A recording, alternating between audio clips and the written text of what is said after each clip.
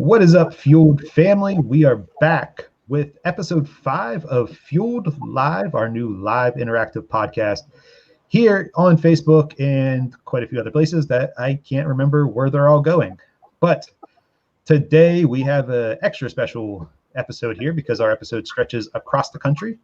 We have a couple of very special guests with me who I just met about 10 minutes ago. So first with us today is my new friend, Sam. Sam is from the Unfiltered podcast. Did I get that correct, Sam? Yes, sir, you did. Yep, Unfiltered. That is us. And he is based in Denver, Colorado. He is a Western boy. How's the weather out there? Today it's been nice.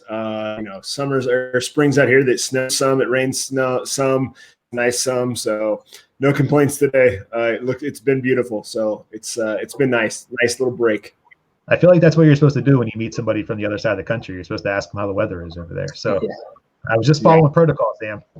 No, you sound like my grandfather. So rest in peace. That was you know it, man, for sure.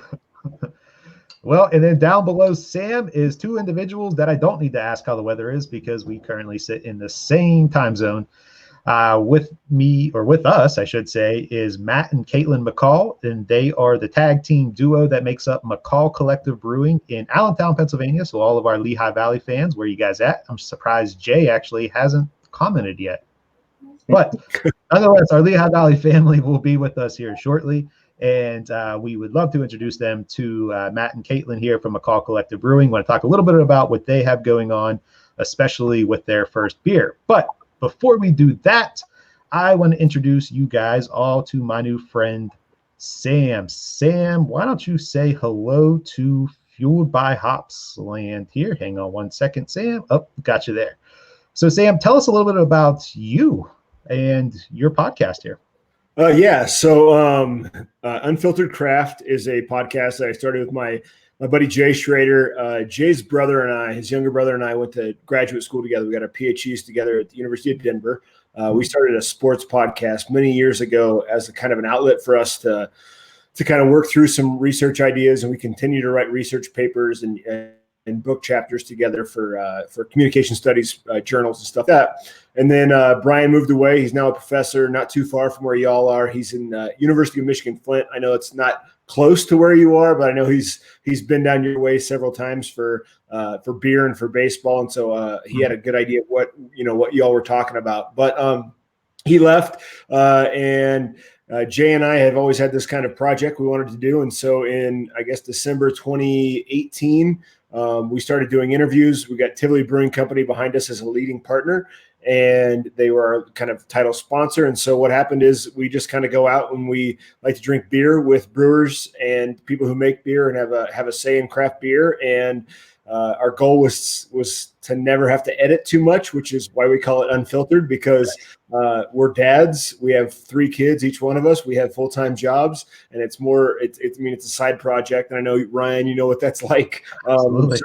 That's kind of been the goal, and it just kind of took off. And we've been really, really fortunate to meet some amazing people and to have spouses and families who support what we're doing. Absolutely. So I have to ask the $1 million question to you. What are you drinking on tonight?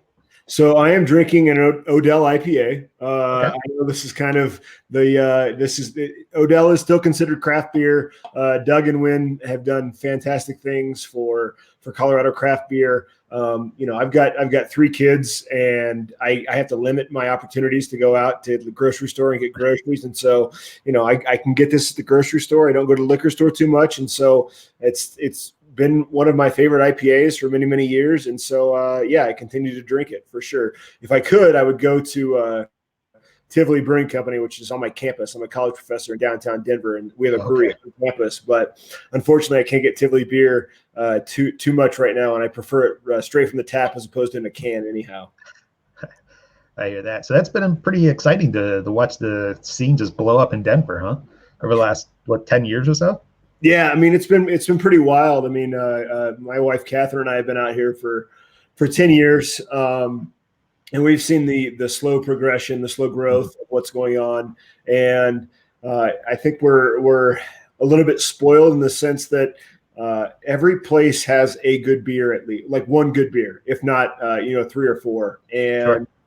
it's one of those towns where if you can't make a good beer, you're not going to survive. And, talking to journalists, talking to other brewers, talking to consumers, Denver is a lot like Portland. It's a lot like San Diego. It's a lot like Seattle in the sense that if you can't make a good beer, I mean, it's a lot like where you are too. I mean, I know there's fantastic beer now in Pennsylvania. I think Brooklyn comes to mind too.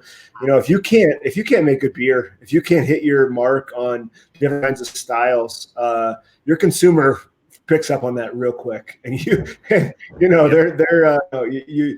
don't last more than a year or two if you can't. If you're lucky. Yeah, for sure.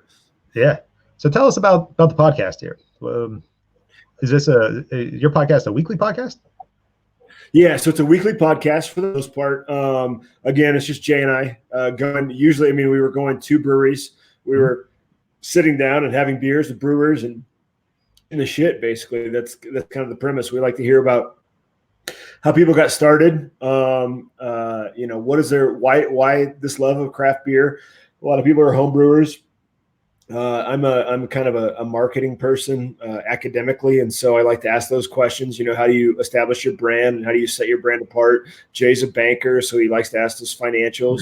But once we get a beer or two in, and kind of people are relaxed, we get to ask those fun questions, and everybody's really, really receptive to answering it. And so our goal is to kind of hit every brewery in Colorado. We've got a long way to go. Every time we travel, yeah, for sure.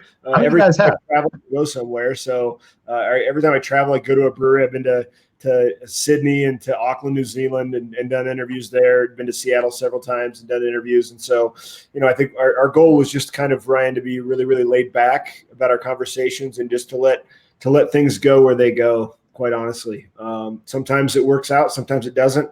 You can tell people who want to be right on brand. You can find some folks who don't really care; they just want to drink beer and talk about their love of craft beer. And so that's the podcast. That's our love, and it's really starting to take off, and it's a lot of fun to see it grow. Yeah, I've actually listened to a few of the episodes here, and ever since I had to stay at home, I'm not listening to as many podcasts because I'm not driving to and from work anymore. And that was usually my ideal podcast time. But no, I love how fluid it is. It's a conversation, and I love that piece of it. So it just really kind of flows very, very well. So you guys do a very, very good job in that sense. So how long have you guys been doing this now? Let's see. So we are 75 episodes in. We've been doing it since we recorded a slew of them kind of around Christmas 2018 with the idea that we were going to start releasing shows beginning in 2019.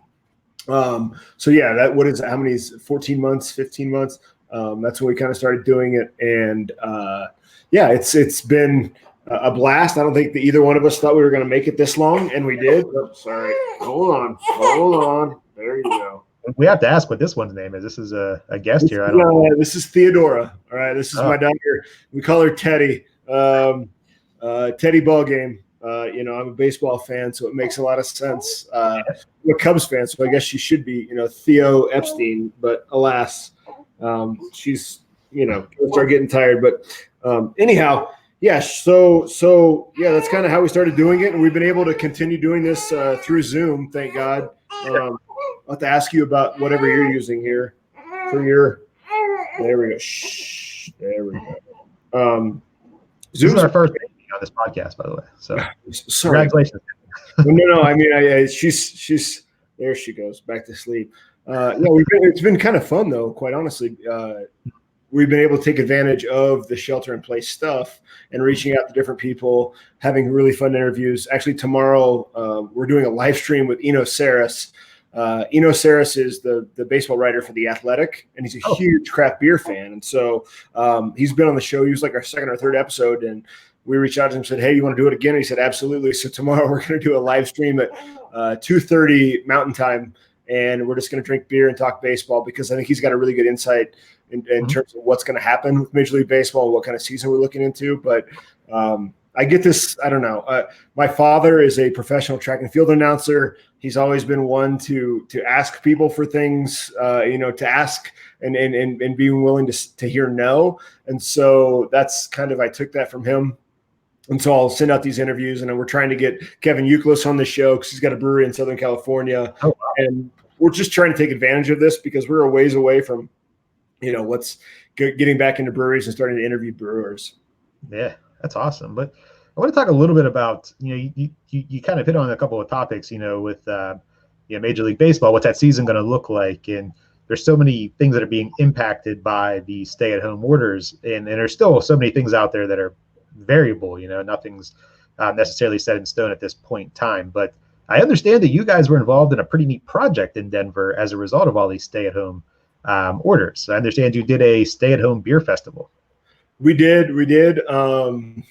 It was, I woke up on maybe a Thursday morning at the end of March.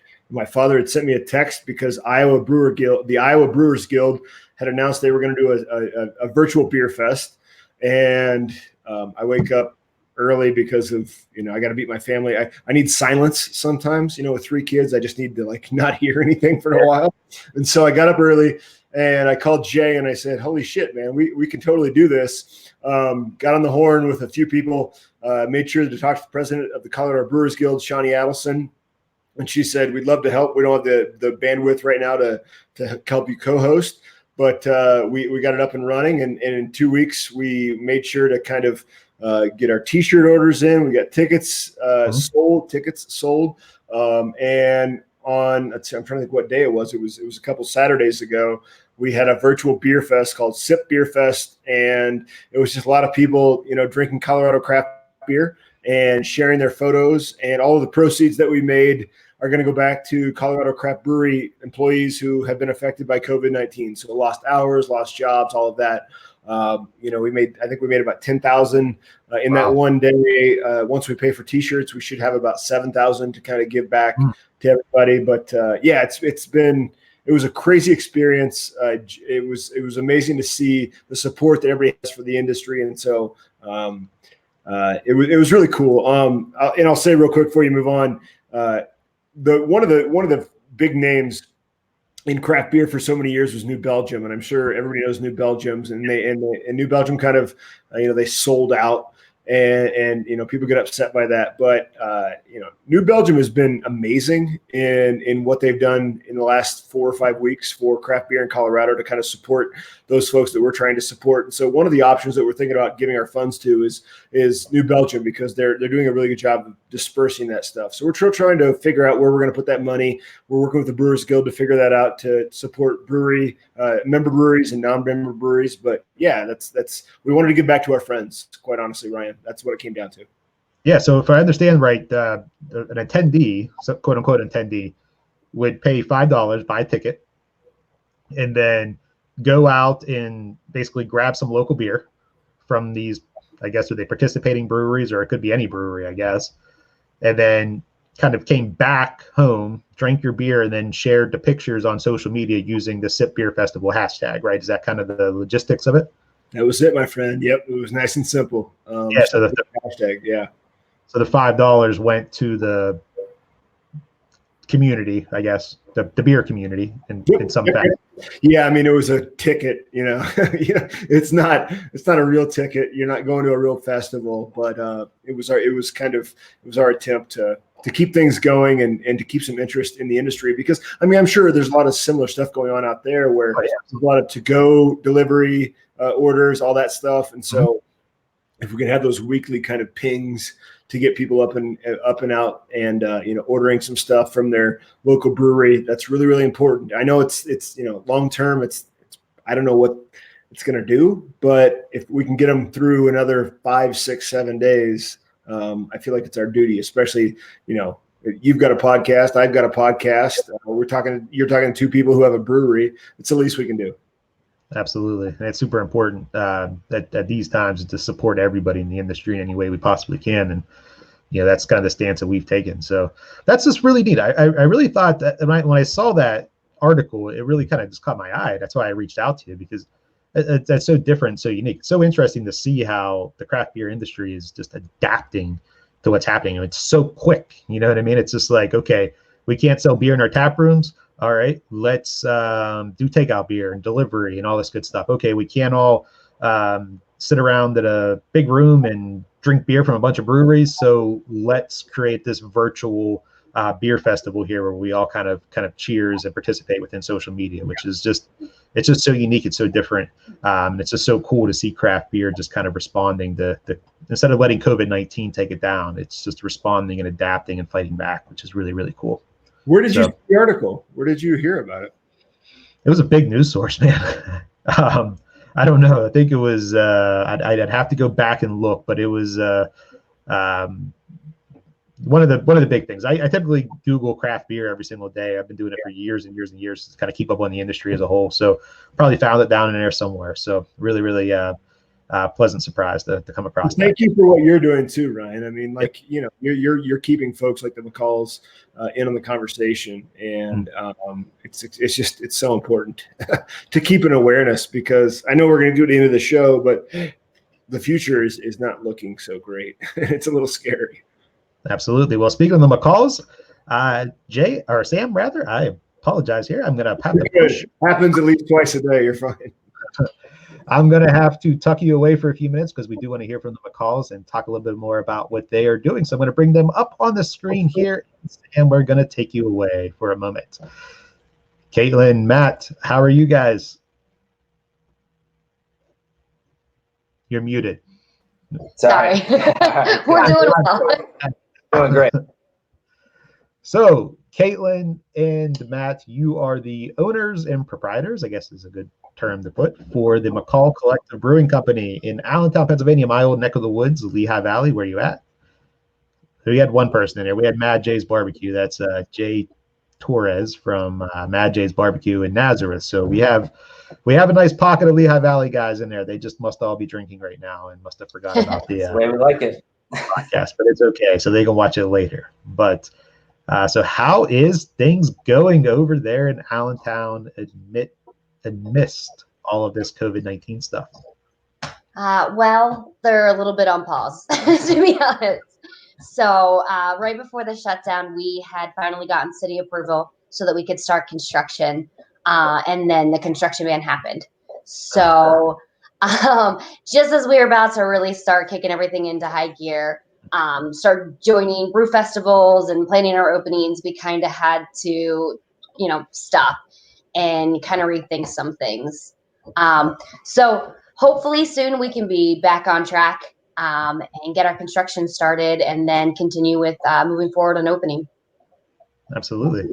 So tell us a little bit more about this brewery, because first of all, I feel your pain. All right? So my wife and I, we're planning to do a project here at the house, and we had everything ready to rock. And all of a sudden, the construction permit, you can't get a permit, the building permit to do anything. So as if it's actually not already. Yeah, we're sitting here with like materials. She's like, when do I order the material? Like we have a contractor just like waiting in the wind, and we're like, we want to get started, but we can't get started because of all this stuff. It's terrible. So tell us a little bit more about the McCall Collective. So how'd you guys get into brewing? Like, where did this passion start? So I guess it's kind of a crazy story. So we've all been so the business is comprised of Caitlin is the CEO, her husband, my brother is the CFO, Chief Financial Officer. I am the head brewer, and then we have some marketing people as well. But basically, we've all been fans of craft beer for a long time. I started home brewing back in like 2011 when my mom got me a Mr. Beer kit, basically, just kind of climbed the chain. Started working at a homebrew store, got a job at Sam Adams Brewery here in the Lehigh Valley, and just kind of progressed, and eventually got a head brewer role. And we've always joked around about opening, not joking around, but I've always tossed around the idea of opening a brewery. With me and my wife having a son, we really wanted to move back from Brooklyn to here. Skipped a few parts of the story, but it just made sense, and it was the right time in our minds. And and clearly we were wrong because here's COVID. but that's just how things go. But yeah, that's kind of a very brief synopsis of how we got into it. But yeah, we've always been huge fans, and the whole reason behind the name McCall Collective is we have a collective group of people that are all very good at different things. I can brew beer.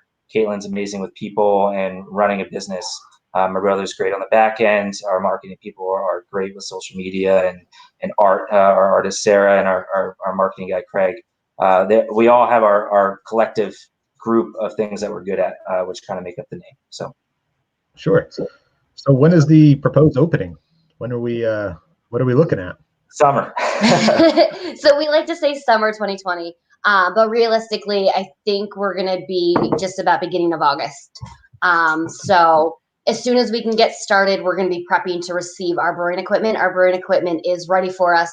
We ordered it from Quality Tank Solutions in Milwaukee, and they were able to stay open, and our tanks are finished. So now it's just a matter of us getting some holes in the wall, because those things are big. Yeah. And getting some floors ready and things like that. So as soon as we can get in there, we'll be prepping to receive the equipment and then kind of working around from that. So we're thinking that beginning of August is a realistic timeline for us right now. Yeah, where are you going to be located at in Allentown? I think I've seen pictures of your building, and it looks like a pretty place. Yeah, the building's really beautiful. It's rumored to be an old trolley stop, so we're looking into that because that could be something really fun. It definitely was a Williams Cafe for 70 years, and it's at 102 East Susquehanna Street in Allentown, so that's like South Allentown area. Okay, so you said it used to be a trolley station, or could have been a? We think so, but that's very far, long time ago. So, but it was Williams Cafe for 70 years. So a lot of people used to frequent it there. They had famous cheesesteaks, which potentially we'll have the opportunity to replicate that cheesesteak just for some fun and some, kind of tribute paid. So that could be nice. And, hopefully a beer named after them. We'll have plenty of beers named after Williams Cafe, named after stuff from the area. It's kind of something I'm very into is history and local history. So you can count on that for sure. Very cool. What kind of beer styles are you looking to focus on? So that's I think it's one of the hardest questions to answer, because I'm the type of brewer that loves to brew something for everybody to have. I mean, if I were to take a particular style that I like brewing and specialize in, I would say it would be lagers, so pilsners. My personal favorite is Schwarzbier, so black lagers. Yeah, I mean but we're going to do new school IPAs, West Coast IPAs, porters, stouts, ESBs, everything in between. We're not going to be picky and choosy. We're not going to have 10 IPAs on tap all the time, that kind of thing. So we want people to be able to walk in and, no matter what kind of beer drinker you are, there's going to be something you like. Yeah. What size system do you guys have? It's a 7-barrel. Like Caitlin said, it's from Wisconsin. It's all American made, which is super cool. And the folks over at QTS have been fantastic to work with. So we can't wait to get it in there. Turns out, like Caitlin said, you need a big hole in the wall. And judging by the haircuts we gave each other the other day, I don't think we're suited to be doing that ourselves. So we got to wait for construction to start again. The boys, not me. Yeah, sorry. It's okay. It's okay. I have a homemade haircut as well. It's a little diagonal and everything else, but it works, and that's all that matters. Sure. Yeah. Quarantine style, we call it. Absolutely. No, I'm super excited to try out your brewery. Like I said, told you guys earlier, I'm actually from the Lehigh Valley. Spent most of my childhood there. Still go out there quite often to see my family out that way. So we were just actually recently out there. We did a little podcast tour, and my friend Russ from the PA Brew Review. I don't know if Russ is in the comments here or not, but he joined me and we interviewed it's called something else now. Brew Daddies or Hop. It used to be called Hop Daddies, but now it's Brew Daddies. Yeah. So we interviewed them for the podcast. Where we're at. What's that? It's about 1.5 miles from where we're going to be. So. Oh, very cool. Very cool. So we'll have to make a little trek out there, check on those guys, and check you guys out whenever you open as well. Sure. Yeah, the Lehigh Valley is actually really becoming quite the place to go to for all the breweries. I would say we have a lot of top-notch quality breweries around here. So When you make your way out, you almost can't hit a bad one, which is really cool. And we're super happy to be a part of that because it's just going to keep bringing people here to try great beer. Yep. Rising tide floats all boats, right? Yeah. Oh, we had a question come in from Erica. Erica, I'm sorry. I can't pronounce your name. I've done this so many times. I'm so sorry, Erica. But Erica, she's from Bear and Squirrel Brewing Company. Her and her husband are in the process of hopefully opening that soon in Downingtown, Pennsylvania. Got it right this time. She asks, is your building the former Salmon Paints building? Or Salmon Paints building? Yeah, it was the former Salmon Pants building. And so we'll be kind of redoing the inside, though. We'll have new bar in there. Obviously, the system's new. They had a 1-barrel system, and we're going with a brand new 7-barrel system. The lines will all be new, but it is the same building. Very neat. Very neat. So I want to talk, and the reason why I brought you guys on, what we wanted to talk about is what you guys are doing for your community now. You guys made some headlines, which is how we found out about you. Recently, whenever you donated the 100% of the proceeds, if I had that correct, of your very first beer. Most people make their first beer and they can't wait to sell it. You guys made your first beer and you gave it away.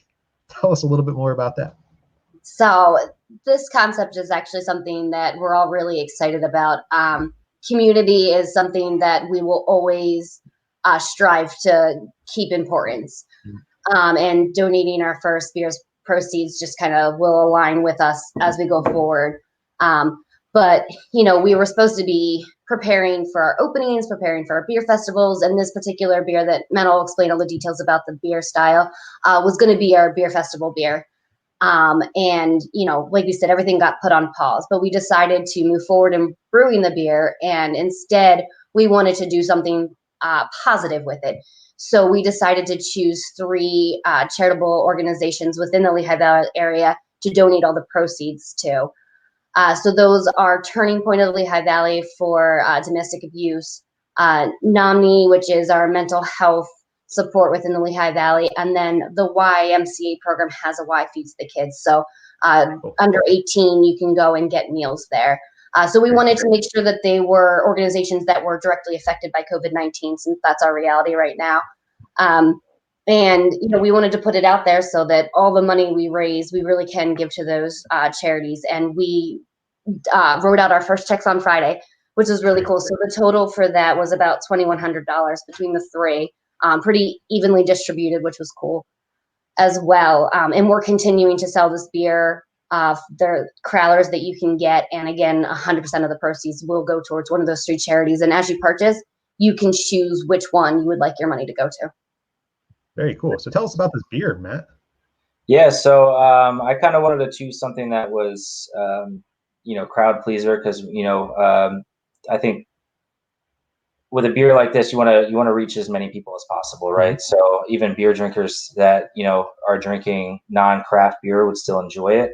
So I went with a traditional wheat style yeast strain first and foremost to get a little bit of that kind of phenolic yeast quality, and then added some orange and lemon peel to give it a little bit of fruit character, which is always a good crowd pleaser no matter what style of beer you like to drink. And then added some dry hops in there as well with Mosaic and Eldorado, which are both very fruit forward as well. So the end product is going to be something very reminiscent of New England IPA meets a traditional German wheat beer. So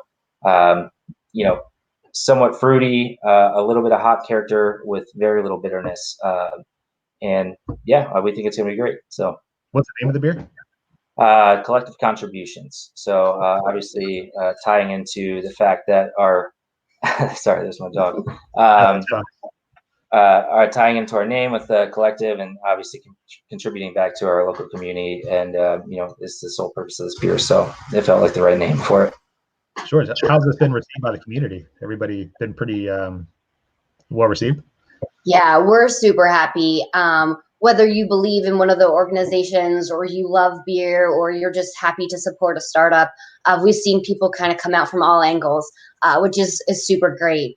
I think that we're just happy that we're able to kind of enter the market and give back at the same time. So it's something we're pretty proud of. Yeah, and on a side note too, which something that I didn't really expect a lot, which is kind of crazy. I don't want to sound dismal, but we've been getting a huge amount of people donating without buying beer, which is a great thing. So we're bringing awareness to these organizations and raising money for them without selling beer, which is pretty cool. And I expected people would just be like, "Oh, cool beer, I'll give money," but people are doing that as well on top of buying beer. So it's pretty cool. And it's really fun when I talk to all the organizations to let them know what we were doing, and then talk to them about, getting their checks and stuff. Just the amount of thanks that we received was just really heartwarming, and just simply putting their names in our social media so that their organization is just getting some more awareness raised was even just big to them, minus the money on top of it. So that was really cool. Very cool. Well, Tucker has a fan club. Yeah, apparently. That's our friend Dan. Yeah, he's a fan club of any dog. So. Yeah, hi Dan. Well, we're super excited for this beer, and I would love to try it sometime. So keep one in the fridge somewhere back there, nice and cold for me, because I'll be out there. Hope I don't know when. At this point, I don't know when I'll be back out there. But just throw one in the fridge somewhere for me. I would love to try it the next time that I'm out there. We got it. But we wanted to move on in the show. Thank you guys so much for coming on. But what we need to do is we need to bring my good friend Sam back onto the screen. Sam, how are you doing? I hope we didn't hide you too long. No, you're good. I use the restroom. Good. Well, we want to bring the two of you guys, the two of you all, onto the show here and talk a little bit about some of the things that are happening right now, after we talked a little bit about you guys individually. So, Sam, question for you, because we're here on the west, or the East Coast rather. We don't really know what's going on in the rest of the world. So tell us a little bit about how Denver is reacting, specifically Denver breweries are reacting to COVID-19. Yeah, I mean, there was so it kind of started off in a weird way. The governor came down with an order, so did the mayor of Denver, saying that all breweries had to shut down. It was like at 3:30 or something on I want to say it was a Wednesday afternoon.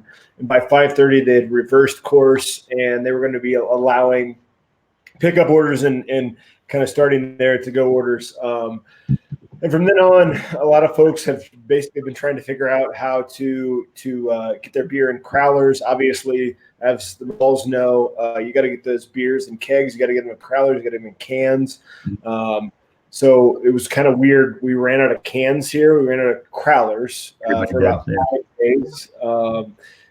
People just could not get access to them. I believe Ball Canning came in and was able to help a lot of folks out. There's Wild Goose Canning is another canning business who's been trying to help folks in the last 10 days or so figure it out. But yeah, I mean, a lot of folks they're trying to get their beer into cans, obviously, and crowlers. Glass growlers are not really a thing much out of here anymore. So most folks don't necessarily have the equipment to put that stuff out there. But crowlers, because of obviously everybody knows the kind of influence of Oscar Blues out here, is the big packaging vessel. And so for a few days, people didn't know what was going to go on, and now I guess over the last, I want to say 10 to 14 days, it's been pretty much to go orders, delivery orders. A lot of breweries are able to deliver stuff.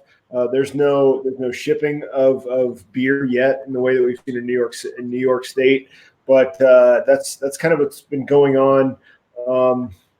I don't know what's going on in Pennsylvania per se in terms of the kind of the feel of things, but I think this was the first week that when you read from beer writers and you talk to brewers that maybe the to-go beers, the delivery beers, that's not really sustainable for a lot of places. I mean, there's so much stuff out here that it's sold over the bar. It really is. I mean, so many of these breweries are a taproom model, and they make their money by selling beer over the bar. I mean, it's dollars versus cents.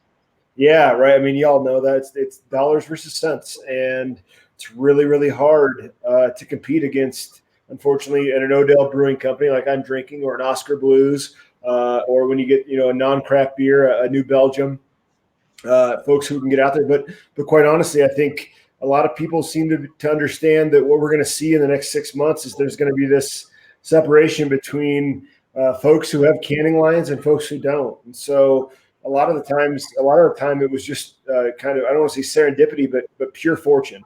A good example of that would be, Denver Beer Company putting a lot of money into their canning system 3 weeks ago, or 3 months ago, excuse me, and just being lucky to kind of, oh shit, we can can our beer now, right?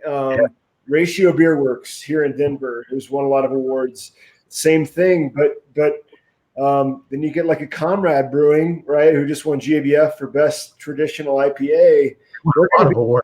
But I mean, they don't have a canning system. They've got nothing like that, and they've never invested in it because that wasn't their thing, right? That wasn't their thing, and so I'm not sure what's going to happen. I think that we may go back to a subscription model. There have been a couple breweries who are doing that. Lady Justice Brewing here in town, they began about 5-6 years ago just by doing subscription models. Anyhow, it's an all women brewery. The brewing staff, they're awesome. Their beer is fantastic. You would just, pay your extra $100 a month and be able to go get your crowlers and your growlers. And I talked to Betsy Lay, one of their founders, a couple of weeks ago. She said, we're going to be fine because we've always approached this model. And so I think people are going to have to get creative about it out here because as we all know, it's extremely competitive. And we'll see who has the best brand and who has the best marketing tools and who has the best beer. Sure. And it's going to be around for a long time, I think. There's just the after effects of COVID-19. So Matt, I think, real quick, I want to touch on something. I think it's so kind of crazy the way the world works. Is I know friends that work at some larger breweries like Sierra Nevada and Sam Adams and things like that. That the main focus for their last couple of years has been how are we going to fight these small craft breweries that are serving over the counter, and we can't compete with that. And now all of a sudden we're right back to people are buying the stuff that they can find in grocery stores and things like that to limit their trips out. So it's just kind of crazy how the world works. But hopefully this ends soon and we get back to serving people over the counter. But anyway, continue. So you're anxious to see what's mobile canning like out your way. Are there companies who come and do that kind of thing in Pennsylvania? Yeah, we have Ironheart. There's a few others, but Ironheart's the main one, and they're very good. That's who most of the people use out here.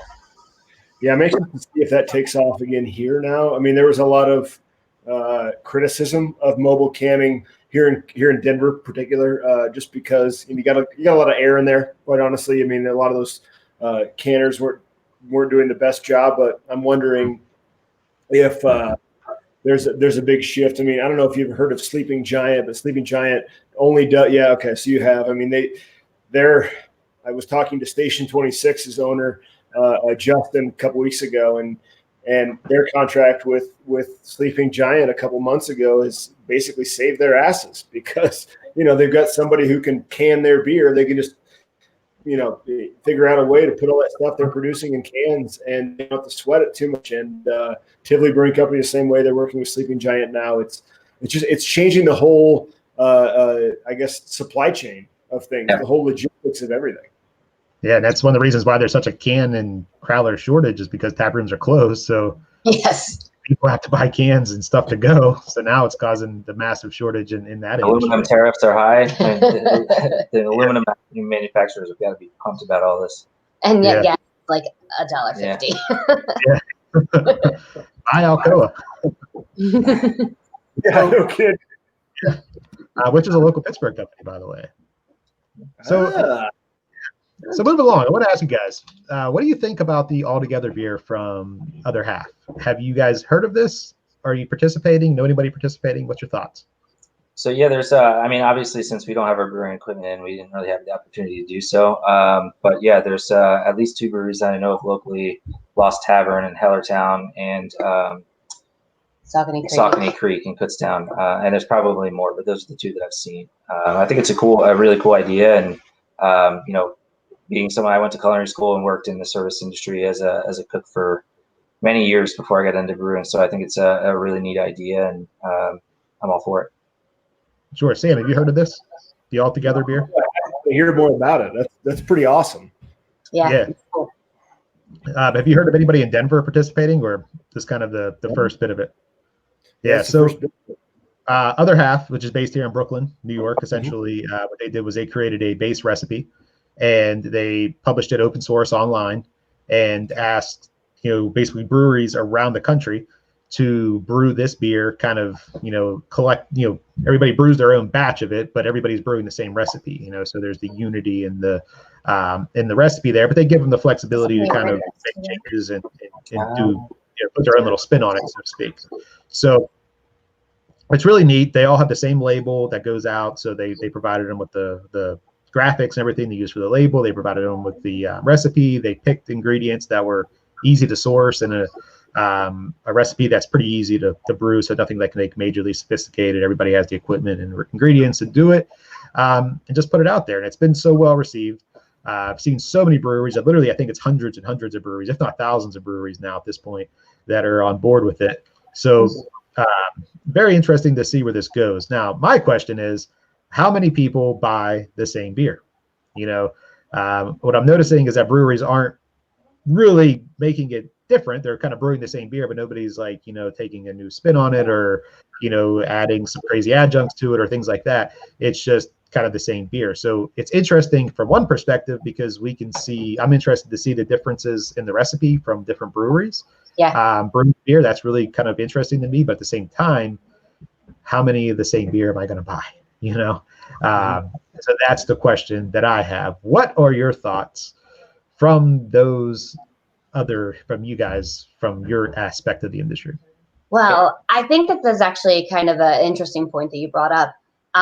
So everyone's brewing the same recipe, the same ingredients, the same way, but is it going to taste different is kind of what I want to know. So I'm actually excited to be like, okay, this is the same. What is the different equipment, the water, and, how's it going to taste in comparison? So it actually kind of puts everything on, I don't know, just like a playing field or something. Yeah, from a brewing aspect, I could tell you for sure every single one of them is going to taste different. They might taste similar, but they're not going to taste the same.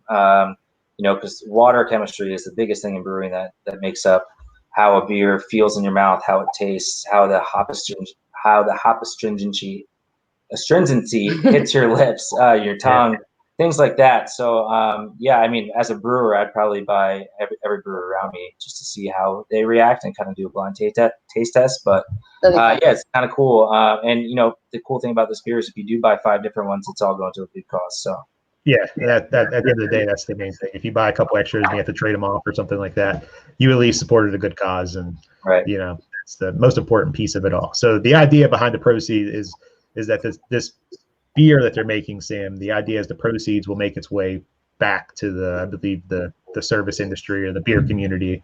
That's people that have been negatively impacted by COVID-19. So if you brew the beer, you agree to give some of the proceeds to these good causes. So it's neat from the unity perspective. Everybody's brewing the same beer. It's going to be interesting to see the different beers that come out. And it's also unique because it's giving back to an industry that's been pretty well impacted by this crazy pandemic, or whatever we're calling this now at this point. So wrapping up the news, I want to talk about Oktoberfest. Oktoberfest was recently canceled. What are your thoughts about Oktoberfest being canceled? Good move, bad. It's in September. Let's put it in perspective there. So we're in April right now, and this would have been in September going into October. So this is late September. Is this a good move? I'm not a scientist, but I think it's a good move. Every report I've shown has shown that this thing is going to ride out for a little while now, and even if it's on the decline, it's never smart to get that many. There's so many people that go to Oktoberfest. To have that many people in one area just doesn't make any sense. I mean, I love beer more than any other person, but it's just not worth it. Maybe do an online Oktoberfest or something. And Sam, you can teach them all how to do it. This down in the history books as the only year ever to not have Oktoberfest instead of the one year that so many people died at Oktoberfest. So it's probably better than the history books the other way around. It was the last year they didn't do it. That was World War II. Jeez. Crazy. Yeah. If you think about it, Oktoberfest has to be the biggest germ city pollutant on earth whenever it's going down. You Have you ever heard of Bonnaroo? Yeah, I'm kidding. Oh, yeah. I think that might be a time. liar. Woodstock's right around Yeah, the right. Yeah. When Oktoberfest is going on for those 2 weeks there, it is the worst place to be in terms of germs, in my opinion. You have thousands of people talking to each other. Well, think about it. You have the girls that are carrying 9 glasses at once. If she's got COVID on her hands, that's just it's not good. It's going to those 9 people, and then they're going to their table of 10, and they're cheersing all 10 of them with that infected beer. So now you have this tables get infected, that tables get infected, that tables, then they go to another tent, and they infect that tent, and then it just keeps going and it keeps going and it keeps going. Not to mention, it's super hard to drink beer with a face mask on. So yes. I'd say I tried it, and I would be telling the truth. Make sure good strainer, though. There's actually a really I just don't know if a straw would work as well. No. There was a great Facebook post from a brewery nearby us, Intergroove Brewing here in Pittsburgh, and their brewer posted a picture on social media of him trying to brew a beer, or trying to drink a beer rather, while he was wearing his mask. It wasn't working too well, so it was just a funny little thing there to put a little bit of happiness in our lives at this point in time. So, Sam, what are your thoughts on Oktoberfest? Good move, bad move? I mean, I think it makes total sense to agree with those two right there. It really does. We were joshing about college football before you started recording, and I mean, I think it's going to be crazy if we have college football in the fall, and it sounds like a lot of coaches are not preparing for it whatsoever. It's going to be a winter season or a spring season, and if you got a lot of those European nations are a little bit, I don't want to say more advanced, but they're thinking about this a little bit more critically than a lot of us here in the States, just because of there's a little bit more condensed, population, and they kind of have to. And there's no reason to threaten it. And I think Germany has done a really good job of really containing what's going on. Our neighbors and some of our best friends, literally across the street, are German. They work for Tyson Group over here, and their families are okay over there just because Germany was able to kind of jump on board kind of early. But I don't think I'm not complaining about our politics here whatsoever. I think it's just the nature of that particular nation versus ours, and so it makes total sense. And I think it's the wise move to do. I mean, what it's like to be at a beer fest. We've all been there. We're all you're fun and having fun, and then you're drinking and getting closer, and it's just it's not smart. It's smart. You put your taster down, and then you can't remember if it's the same one that you put down or if it's somebody else's. Pick it up because you're that idea. Something to drink out of. So, it's going to be very interesting to see how beer festivals in general. And I say this as somebody who puts on. Well, I haven't put on my first one yet, but we are in the planning process of it. Putting on our first beer festival. What are beer festivals going to look like in 6 months? What's this? Are we even going to be allowed to do them? I don't know. So there's so many variables in that piece, and just looking at it from this new angle now of the health of the people that come there and the safety of the people that attend the event, just really makes you kind of rethink how you're going to put your event on. No doubt about that. Yeah, for sure. But enough of the negative stuff. We have to move on to the lightning round because we are down to our final 12 minutes here. And we need to inject a little bit of fun into our episode here because everything is related to COVID-19. And we're going to step away from that for a few minutes here. And we're going to talk about something else major going on in the community of brewing. And we talked about this last week, but I wanted to talk to you guys about it. And in some ways, this is the worst thing that's ever happened to craft beer. And in some ways, I think it's actually a good thing to happen to craft beer. But have you guys watched Brews Brothers on Netflix? I've seen a couple episodes, yeah. Your thoughts? My wife is out of town with my kids. I'm going to stream it tonight. Watch it. I'm not going to give any spoilers away. I promise you. I think it's really cool to have a show about beer, and they touch on a lot of old German techniques in the first couple episodes and things like that. The acting is not good, in my opinion. Not that I'm a snob for acting, but and also I'll give one thing away here, Sam. I'm sorry, but they show people like pissing in beer tanks and stuff like that for added flavor, and it's just not great. The beer industry is by far one of the coolest to work in, very laid back, but it still is science and stuff like that. So it got under my skin a little bit. But I don't take anything too seriously. I was just like, this show is kind of like an American Pie Stifler version of Brewing. That's what I would put it on. That's a great way to describe it. Yeah. A really, really great way to describe it. So first off, I saw the whole series. I won't give you any spoilers either, Sam. I'm still convinced that it was shot on somebody's iPhone. Makes me think that somebody literally just opened up their iPhone and turned it to a video and just pressed record and saw what happened.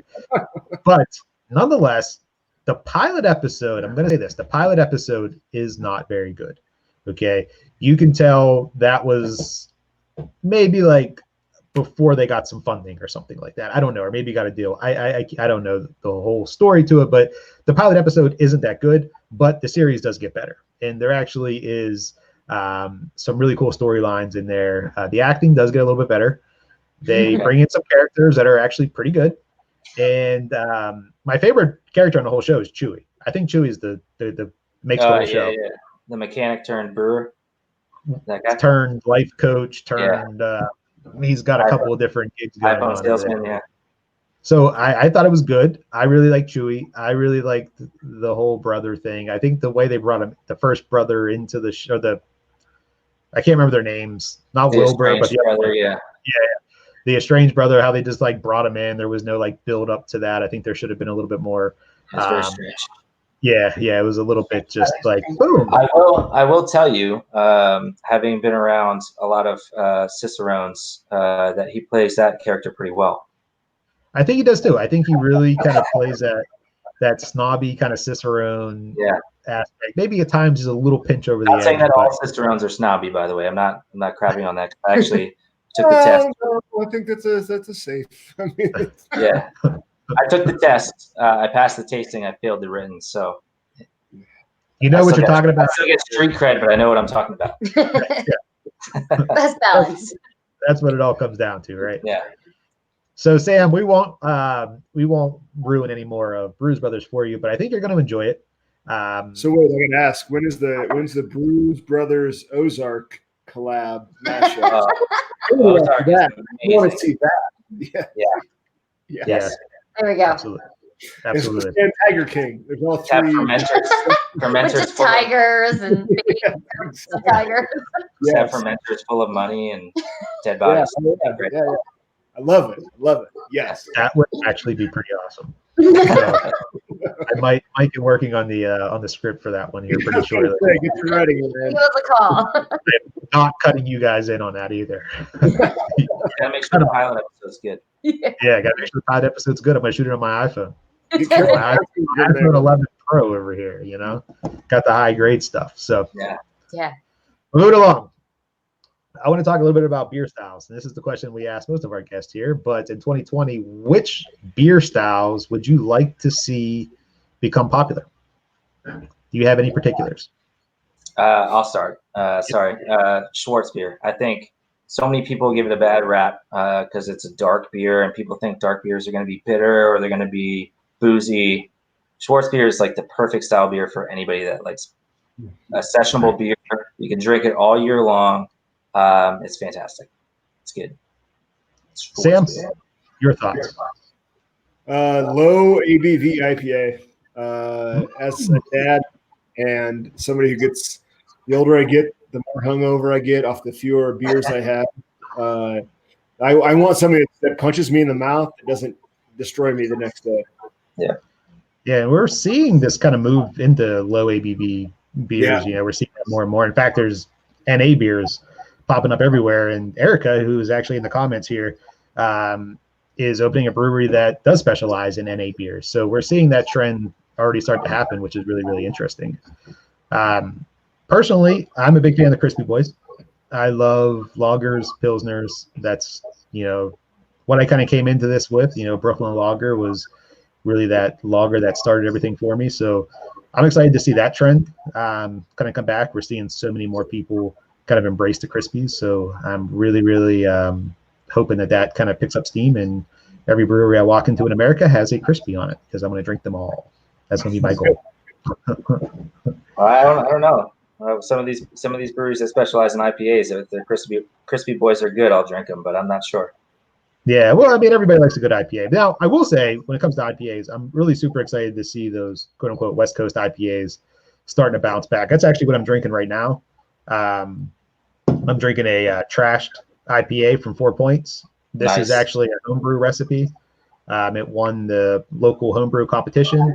So 4 Points brewed the recipe along with the homebrewer, which is really cool. And it is just fantastic. I'm really, really enjoying it. So I'm loving that kind of that bitter kind of malty kind of flavor that comes with those West Coast. So it's just bringing me back to those days when I first came into the craft beer, which is really awesome. I think it's cool that a West Coast IPA won a brewing competition. That's dope. Yeah. So that's I mean, New England IPAs are great. Those juicy, hazy IPAs, those are wonderful. We all love them. They're amazing. But I was talking to Andrew from Dancing Gnome rather, and he says it best. There's this palate fatigue out there right now, and from a guy whose brewery specializes in hazy, juicy IPAs to say that people's palates are getting fatigued with hazy, juicy IPAs, and I'm gonna believe everything he says. So we're actually seeing them kind of switch things up, bringing in the West Coast, and some different styles as opposed to what they normally had. So really, and Ryan, I think that that like a traditional lager or even like a good quality like pale ale, it's actually really hard to brew a low ABV with, like you said, Sam, that like flavor punch. It's a challenge. So we're gonna see this, traditional style come back, and these hazies kind of fade a little bit, and you'll kind of see the brewer's skills shine. So I think that's going to be a trend that we see, is really these beers coming in the low ABVs, and who can pull off those flavor profiles. We're seeing a lot of Mexican lagers out here now. Yeah, you love them. I mean, they are. They're absolutely amazing. And to make a really good Mexican lager is not the easiest thing in the world. To make any lager is not easy. But people are getting spoiled out here. Denver Beer Co. opened up their own Mexican lager shop right next door to make their own stuff. So we had a brewery back here in Insurrection where it's did the same thing. They opened up a separate a building just to kind of separate the lagering from everything else. Well, we want that lawnmower beer, right? I mean, folks like hard seltzers, they like hard kombuchas, and if you just like to taste the beer, you need to be able to drink 6 or 7 while you're out in the front yard doing yard work and not pass out. I mean, seriously. Yeah. All day IPA from Founders is still one of my favorites. Yeah. It really is. I have a case that's at the top of everybody's list, I think. The all day IPA. Especially the 18-ounce cans of 18.2 or whatever it is. Great. They go down a little too smooth, don't they, Matt? It's a good lawnmower beer, and when you get a big yard, you get 4 of them. Tailgate. Yeah. Phillies, Eagles. 5 or 6 years. My lawnmower beer is Bell's Two Hearted Elk. Oh, yes. I used to drink that a lot. That was my favorite IPA kind of coming up, and I can always get it at the local distributor right down the street. So it's there, it's available. I can grab I usually get a 6-pack of bottles, take them home, and just kind of reminisce on my first days as a craft beer lover. So a little bit that was the beer that got me into craft beer. Was Two Hearted Ale. That was like the highest rated IPA for years and years and years. I remember, when people actually use Beer Advocate. I don't know if people still use Beer Advocate, but I remember it was an A+, I believe, was what its rating was. And I want to say it was the highest in that category. So just really, really awesome. That's really what turned me on to it. Was I wanted an IPA, went to Beer Advocate. It was the highest rated one, Bell's Two Hearted, and just started drinking the crap out of it and fell in love with it. So yeah, I love Bell's Two Hearted. I know you're running out of time, Ryan. Can I just ask a question of you two, or you two screens out there? Yeah. What's the most underrated IPA on the East Coast? Underrated. Oh man.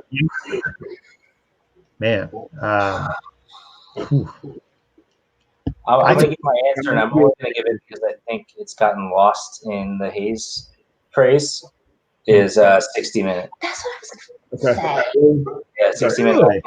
The 90 minute has kind of stolen the show for Dogfish Head. 60 minute. So when you were talking about that was too hard, I was thinking about how 60 minute was such like a strong go-to for me for so long. But again, I've gotten away from it. Or I'd say maybe now that it's nationally distributed, High Alive, or not nationally, at least up the East Coast. High Alive from. I like 60 minute better. Yeah, Cigar City.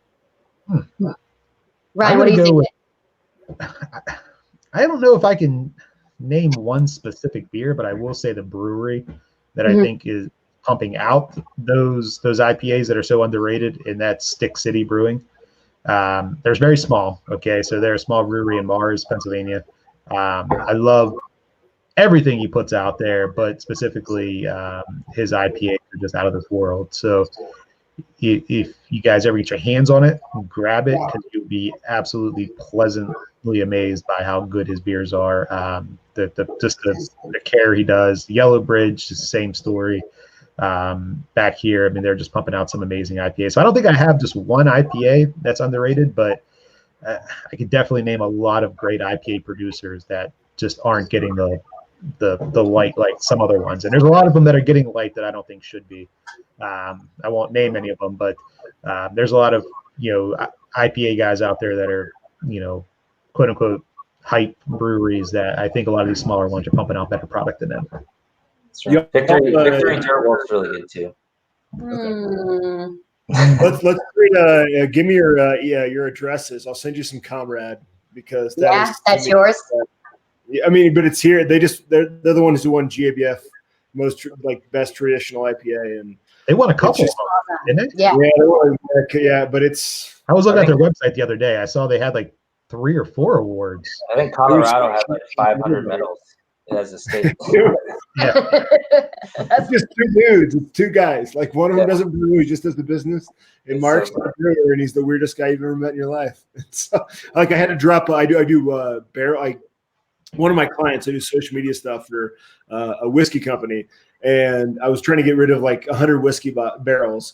And I dropped Mark's off one, after I talked to him on the phone. And I was like, hey, I've got these, 3 barrels.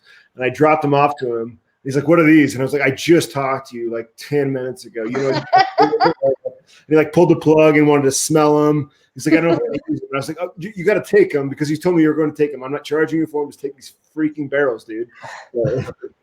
Anyhow, I will send you all some beer if we can just give me your addresses.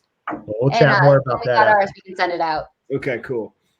You're telling us we shouldn't say our address on the internet? Probably not a good idea. Although mine's on every package that leaves our online shop, so I'm not hard to find. But we can talk about more of that after the show here. But what I did want to do here is wrap things up, because we are actually over time. So I'm going to start with the McCalls. Matt and Caitlin, why don't you tell us a little bit about, we know you're going to open up hopefully in August. We will be rooting for you to get open. We said August, correct? Was your projected? Okay. So we will definitely be rooting for you to open in August. But tell our listeners at home, specifically our guys in the Lehigh Valley, Jay, I'm going to call you out. Going to keep calling you out, man, because you're usually in the comments and you're not there today. So Jay and Nick, man, you Lehigh Valley guys, you're missing out here.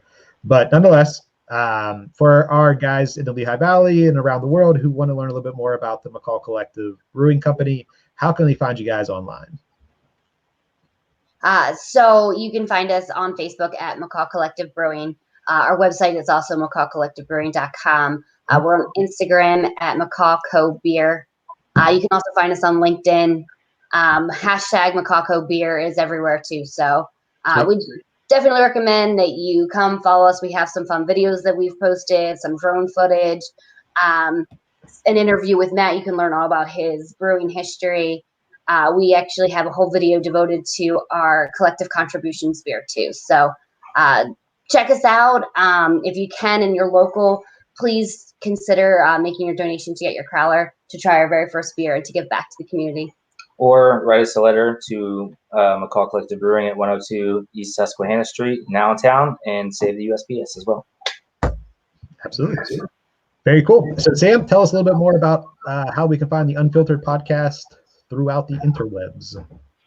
Just go to our website, unfilteredcraft.com. Okay. All the links that you need are there. We post our shows directly to the website.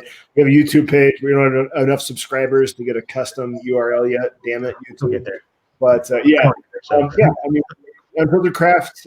We've got hats. We've got shirts. We just had shirts made that say breast milk is better than hard seltzer. So we're trying to sell those.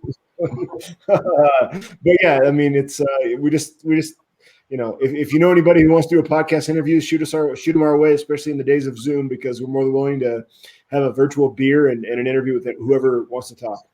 Very cool. Very cool. Well, we are actually out of time. So Sam, Matt, Caitlin, Tucker, and everybody else. Theodora. Teddy. I almost forgot about Teddy. Teddy is with us too. She's sleeping though. Thank you guys so much for spending your Wednesday evening with us and taking time to talk to our listeners. We greatly appreciate it. But unfortunately, I think there is more beer to drink on this Wednesday night. So that's what I'm going to go do. So Matt, Caitlin, Tucker, Penny, Sam, everybody, cheers. Have a good one. Thanks. Have a good night. Bye, guys. Thank you so much.